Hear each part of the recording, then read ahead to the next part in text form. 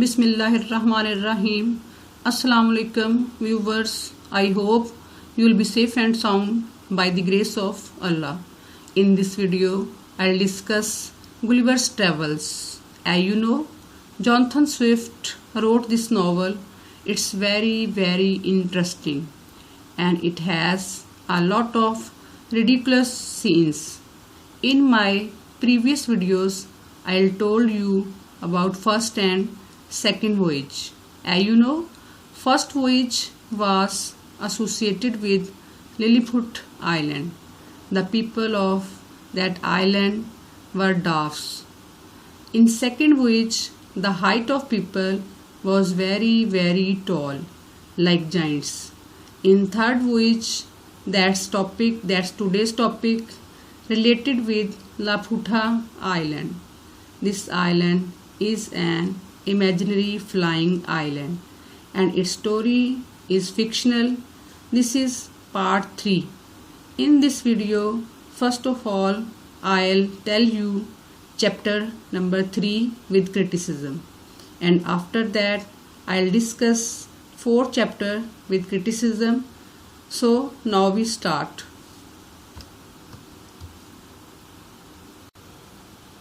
Jonathan Swift criticizes it that the people of Laputa continue to conduct scientific experiments and their masterpieces are movable, that they are one step ahead of British science.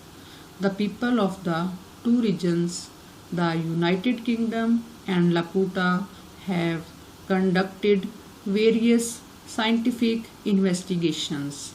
In fact, Swift is making fun of British scientists under the guise of some futile experiments by Laputa scientists. The king may do something to the rebellious people of the lower island, but the ministers forbid the king to do so out of vested interests. In fact, this is a satirical comment British-Irish relations. Just as the king didn't have a direct relationship with the people of Lower Island, so the king of Britain didn't have a direct relationship with the people of the Irish. The revolt of the Lower Island people is a manifestation of the revolt of the Irish people. And the king's going to the revolt of these people is a statement of the event when the British government bowed to the rebellion of William Wood. In the end of this chapter, Swift tells us that the king and his sons were not allowed to leave the island. In fact, in 1701, the law was passed that the king couldn't leave the country without the approval of the British Parliament. Now I am going to translate chapter number 3 into Urdu. Now we start. ये उड़ने वाला जजीरा दायरवी शक्ल का था, यानी इस जजीरे की शक्ल एक दायरा नुमा थी और इसकी साख्त इंतहाई पेचीदा थी. इसके नीचे बहुत बड़ा मकनातीस लगा था, यानी जजीरे के नीचे एक मैग्नेट लगा था और एक बहुत बड़ा पत्थर था, और इन्हीं दो चीज़ों की वजह से ये जजीरा हरकत कर सकता था. यानी ये जो फ्लाइंग आइलैंड था, जो कि इमेजिनरी था, इसको उड़ने में मदद देने के लिए मैग्नेट यानी मकनातीस और पत्थर जो थे ये दोनों काम करते थे, और तो तब जजीरा जो था वो हरकत कर सकता था. वहाँ बड़े बड़े गार थे जहाँ रोशनी का भी इंतज़ाम था. वहाँ साइंसदानों के लिए اور اوپر نیچے جانے کے خصوصی انتظامات تھے۔ وہاں سائنسدانوں کے لیے اوپر نیچے جانے کے خصوصی انتظامات تھے، اس لیے سائنسدان جو تھے اس فیسلٹی سے فائدہ اٹھاتے ہوئے اوپر نیچے جا سکتے تھے، یعنی وہ زمینی جزیرے پر بھی جا سکتے تھے۔ اس جزیرے میں خامی یہ تھی کہ یہ بادشاہ کی سلطنت سے باہر نہیں جا سکتا تھا، اور 4 میل کی بلندی سے زیادہ اس کی پرواز بھی نہیں تھی، کیونکہ یہ ماہرین فلکیات کے کنٹرول میں تھا کہ وہ بادشاہ کی سلطنت سے باہر جزیرے کو جانے نہ دے۔ جزیرے کو قابل حرکت بنانے والا پتھر اور مقناطیس ماہرین فلکیات کے زیر نگرانی تھا۔ انہوں نے بادشاہ کے احکامات کے مطابق ہر چیز کی پوزیشن سیٹ کر رکھی تھی۔ وہ اپنی مخصوص دوربینوں سے اجرام فلکی کی حرکات کا مشاہدہ کرتے رہتے تھے۔ ان کی دوربین یورپی دوربین سے زیادہ کارآمد یعنی مفید اور پاورفل تھی۔ ان ماہرین فلکیات نے 10,000 ستاروں کی فہرست یعنی لسٹ تیار کی تھی، اور اس کے ساتھ ساتھ 2 سیٹلائٹ بھی دریافت کیے تھے۔ اس کے علاوہ انہوں نے 93 شہاب ثاقب کا مشاہدہ بھی کیا تھا۔ بادشاہ چونکہ مطلق العنان قسم کے اقدامات کر سکتا تھا، یعنی وہ ہر قسم کے فیصلے کا اختیار رکھتا تھا، لیکن اس کے وزیر جو تھے وہ اس سلسلے میں اس کے ساتھ تعاون نہیں کرتے تھے۔ وہ چاہتا تو بغاوت کے باعث زمین پر بسنے والے لوگوں کو اپنی طاقت کے بلبوتے پر نیست و نابود کر دیتا، لیکن اس نے ایسا نہیں کیا۔ اس نے ایسا کیوں نہیں کیا؟ کیونکہ اس میں اس کے جو وزیر تھے، منسٹرز تھے، وہ اس کو اس بات سے منع کرتے تھے، یعنی باز رکھتے تھے اس جابرانہ اقدامات سے، کیونکہ ان وزیروں کی پراپرٹی یعنی جائیدادیں جو تھی وہ زمینی جزیرے پر تھی، اور وہ یہ سب اپنے مفادات کو پیش نظر رکھتے ہوئے کرتے تھے۔ جوناتھن سوئفٹ اس چیپٹر نمبر 3 جو ہے اس پر یہ تنقیدی تبصرہ کرتا ہے کہ لاپوٹا کے لوگ سائنسی تجربات کرتے رہتے ہیں، اور ان کا شاہکار قابل حرکت جزیرہ ثابت کرتا ہے کہ وہ برطانیہ کی سائنس سے بھی ایک قدم آگے ہیں۔ دونوں علاقوں یعنی برطانیہ اور لاپوٹا کے لوگوں نے مختلف سائنسی تحقیقات کی ہیں۔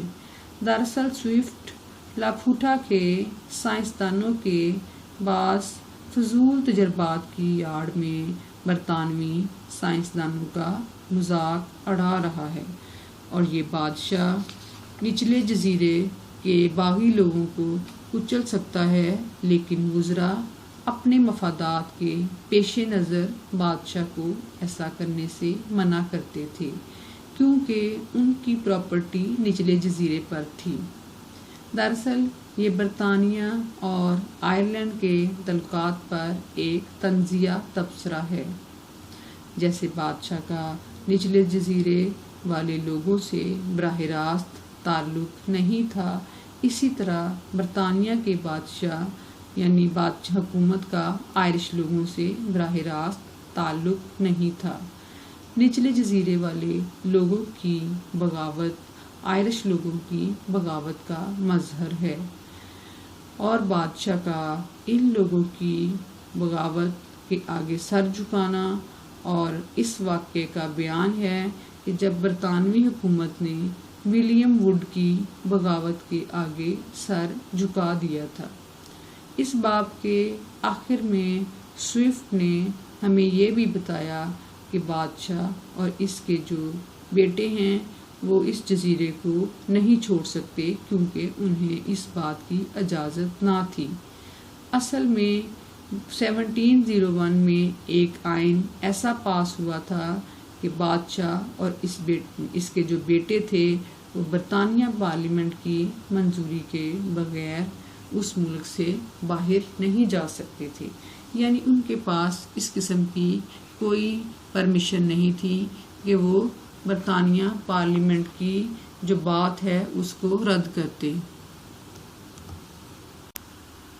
In chapter 4, Jonathan Swift criticizes that Gulliver left Laputa and reached Lagado. The people here are moving very fast. The land is fertile. Homes are repairable. There is a look of sadness on the people's faces. The influence of Lord has been mentioned. He can be identified from the Prince of Wales. The Balnibarbi area is in state of disrepair. Manodi can be identified from Viscount Middleton or Bolingbroke. The amendments and schemes that have been introduced are outdated and useless.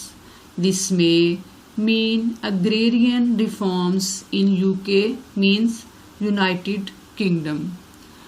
Us chapter number 4 میں جو writer ہے وہ یہ کہتا ہے کہ اگرچہ اس جزیرے پر گلیور سے اچھا سلوک کیا گیا تھا، لیکن وہ پھر بھی جلد از جلد اس جزیرے کو چھوڑ دینا چاہتا تھا۔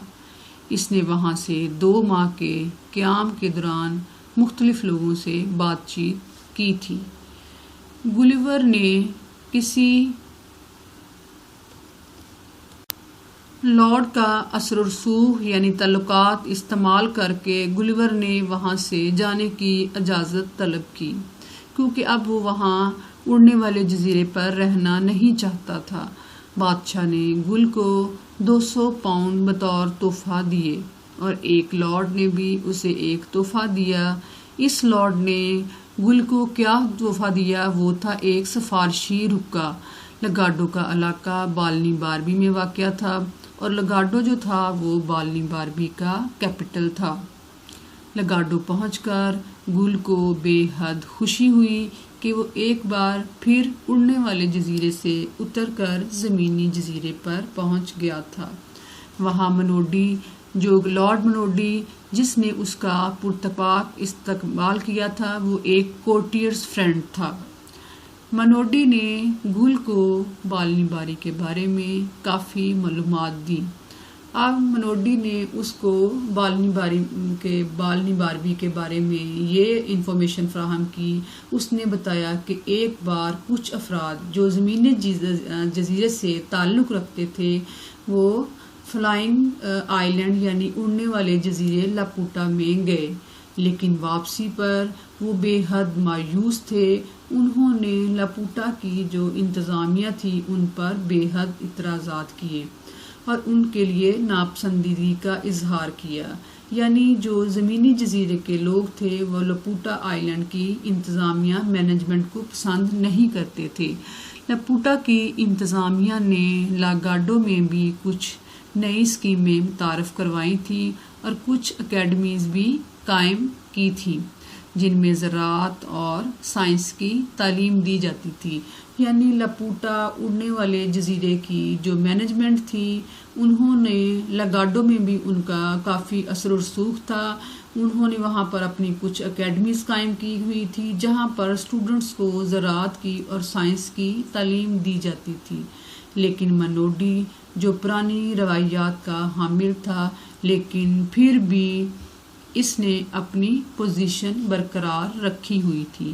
اب اس چیپٹر 4 میں گلیور جو ہے یہ تنقیدی تبصرہ کرتا ہے کہ گلیور اب لاپوٹا چھوڑ کر لگاڈو پہنچ چکا ہے جو کہ ایک زمینی جزیرہ ہے۔ یہاں کے لوگوں کی جو چلنے کی رفتار ہے وہ بے حد تیز ہے اور اس جگہ زمین بہت زرخیز ہے، گھر مرمت کے قابل ہیں یعنی رہنے کے قابل نہیں ہیں، اور لوگوں کے چہروں سے دکھ جھلکتا ہوا نظر آتا ہے، یعنی کہ ان کے چہروں سے ہی لگتا ہے کہ وہ بہت سے کرٹیکل مسائل کا شکار ہیں۔ جس لارڈ کے اثر و رسوخ کا ذکر کیا گیا ہے اس کو پرنس آف ویلز سے آئیڈینٹیفائی کیا جا سکتا ہے۔ بالنی باربی کا علاقہ قدر خستہ حالی کا شکار ہے اور منوڈی کو وسکاؤنٹ مڈلٹن سے آئیڈینٹیفائی کیا جا سکتا ہے۔ یہ جو وسکاؤنٹ مڈلٹن تھا یہ آئرلینڈ کا تھا یا اس کو بالنگ بروک سے بھی آئیڈینٹیفائی کیا جا سکتا ہے۔ کس کو؟ منوڈی، لارڈ منوڈی کو۔ اور جو ترامیم اور سکیمیں رائج کی گئی ہیں لپوٹا آئی لینڈ میں وہ بے حد فرسودہ اور فضول ہیں، یعنی اتنی کارآمد اور مفید نہیں ہے۔ اس سے مراد شاید برطانیہ میں ہونے والی زرعی اصلاحات ہیں۔ تو ویورز، یقیناً آپ کو یہ ویڈیو بے حد پسند آئی ہوگی۔ اس میں ہم نے پارٹ 3 چیپٹر 3 اور 4 کو ڈسکس کیا ہے اور یہ بے حد انٹرسٹنگ اور انفارمیٹیو ناول ہے۔ آپ اس ویڈیو کو سٹارٹ سے اینڈ تک بغیر سکپ کیے ہوئے ضرور دیکھیے گا، اور اگر آپ میرے چینل کو سبسکرائب کرنا بھول گئے ہیں تو پلیز اسے سبسکرائب کریں، اسے شیئر کریں اور لائک بھی کریں اور